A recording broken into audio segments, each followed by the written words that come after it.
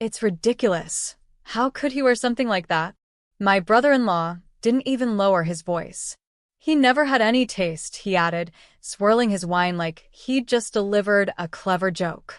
And then my son's cousin laughed. The sound echoed louder than the clinking glasses. My name is Ariana Whitmore. I'm 36 years old. A mother before anything else. A woman who learned very young that silence is the first thing people try to steal from you.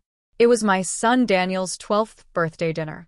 The restaurant was elegant, gold-lit, linen-covered tables, the kind of place my in-laws chose to show off status.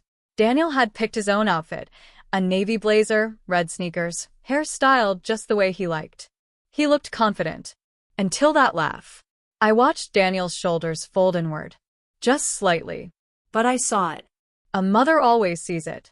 Across the table, my husband stared at his plate. His parents pretended not to hear. And my brother-in-law, Victor, smirked like humiliating a child was entertainment. Something old and cold woke up inside me. I didn't raise my voice. I simply stood up and said, "Could everyone please be quiet for a moment?" And that's when my mother-in-law's face lost color. The thing about humiliation is that it rarely starts at the table. It starts years before. In glances. In comments disguised as jokes. In patterns no one wants to name. Victor had always been like this. Sharp tongue. Polished smile. The golden son of the family. My husband, Ethan, was the quiet one. Dependable, non-confrontational, allergic to conflict. Which meant Victor's cruelty often floated unchecked. When Daniel was 5, Victor mocked the way he held a baseball bat. When he was 8, it was his haircut. At 10, it was his love for art instead of football. Boys should be boys, Victor would say. And every time, my in-laws would chuckle nervously, as if shrinking a child was tradition. I had warned Ethan before. More than once. Your brother doesn't tease, I told him last winter. He targets. Ethan would sigh. He doesn't mean anything by it, Ari. That's just how he is. That sentence, just how he is, had built a cage around my son. Tonight wasn't about clothes. It was about territory. About dominance. About reminding Daniel that he didn't quite belong in this polished, judgmental family mold. I saw something else tonight, too. Daniel wasn't just embarrassed. He was hurt. And the moment I asked for silence, I wasn't reacting emotionally. I was calculating. Because I had come prepared for this dinner. And Victor had just walked straight into my trap. The room quieted faster than I expected. Forks paused midair.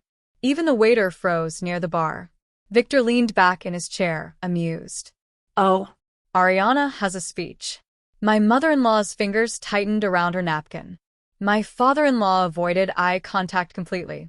Ethan still wouldn't look at me. Daniel stared at his lap. That was the moment I understood something with terrifying clarity. If I stayed calm, I would win. I placed one hand gently on Daniel's shoulder. Victor, I said softly, since you're so passionate about taste, maybe you'd like to explain something to everyone. He laughed. Explain what? I tilted my head slightly. The charity gala last spring. The one where you wore that custom Italian suit. His smile flickered. Barely. The table shifted. You remember, I continued. The one where you introduced yourself as the sole regional director of Whitmore Holdings. Now Ethan looked up. Victor's jaw tightened. What are you talking about? I met his eyes fully now. The part where you used my company's name to close a private investment deal. Without authorization. Silence thickened. Daniel slowly lifted his head. Victor opened his mouth to respond. And for the first time that night, he wasn't smiling. Victor's confidence cracked like thin glass. You're being dramatic, he said quickly, too quickly. It was a misunderstanding. I reached into my purse calmly. Not rushed. Not angry. Prepared. I thought so too, I replied. Until 3 investors emailed me asking why you were negotiating equity under my company's legal registration. The air shifted. My father-in-law leaned forward. What investors? I placed my phone on the table and pressed play. Victor's voice filled the private dining room. Clear. Confident. Arrogant. As regional director of Whitmore Holdings, I can personally guarantee access to the Whitmore Tech Expansion Fund. A direct recording from the gala networking floor. Timestamped. Dated. Legally obtained. The cousin who had laughed went silent. My mother-in-law's face drained completely.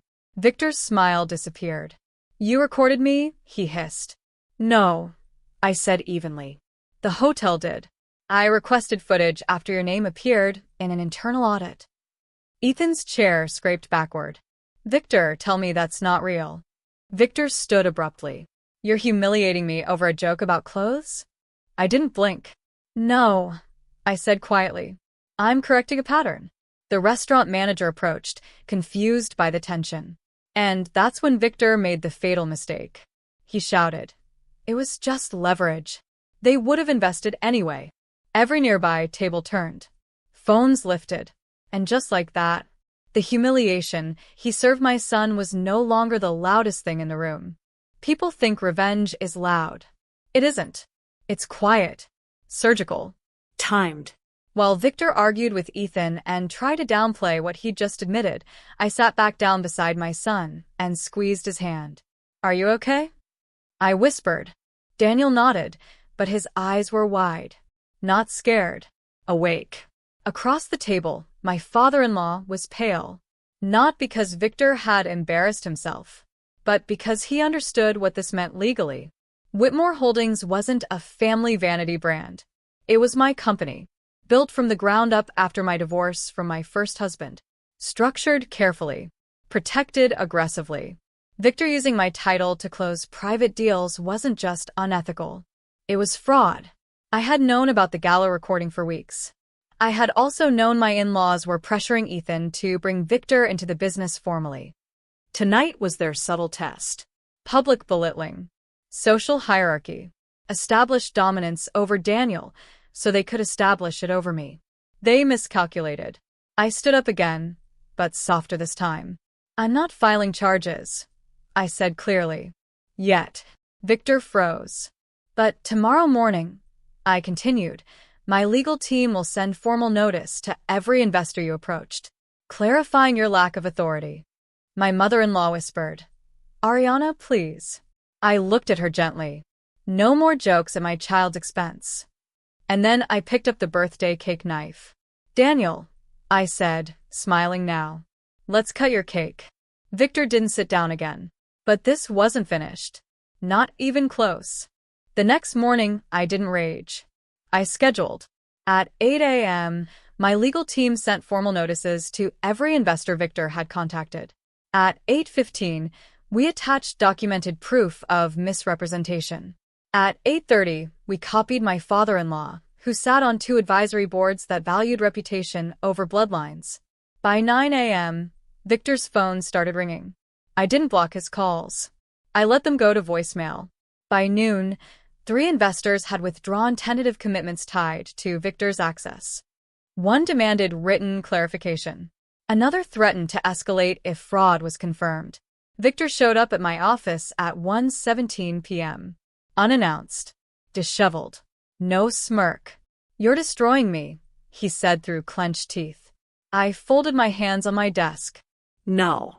I'm separating you from my name. You could have handled this privately. You humiliated my son publicly. Silence. He leaned forward. You think this makes you powerful? I met his stare calmly. No. Protecting my child makes me disciplined. He laughed bitterly. Ethan won't side with you. I didn't blink. He already has. That stopped him. Because at 10:42 a.m., Ethan had called me. For the first time in 12 years, he had said, You were right. Victor left my office without another word. But consequences were still unfolding. And he had no idea how far this would go. By Friday, the shift was undeniable. Victor wasn't just embarrassed. He was exposed. One of the investors forwarded my legal clarification to a larger financial network. Quietly. Professionally. The kind of quiet that ruins reputations faster than scandal. My father-in-law called me that evening. His voice wasn't angry. It was shaken. Ariana, is there any way to contain this? I stood in my kitchen watching Daniel do homework at the counter. It was contained, I said evenly, until your son chose leverage over integrity. There was a long silence. Then something I never expected. You built something real, he admitted. Victor pretends. That single sentence cracked 20 years of family mythology. Later that night, Victor showed up at her house. No wine, no smirk, no audience. Just tell them it was a misunderstanding, he said, almost pleading now. You've made your point. Daniel was upstairs. Ethan stood beside me. For once, not behind. I didn't make a point, I replied calmly. You did. When you mocked a 12-year-old to feel taller. Victor's jaw tightened. So this is about pride?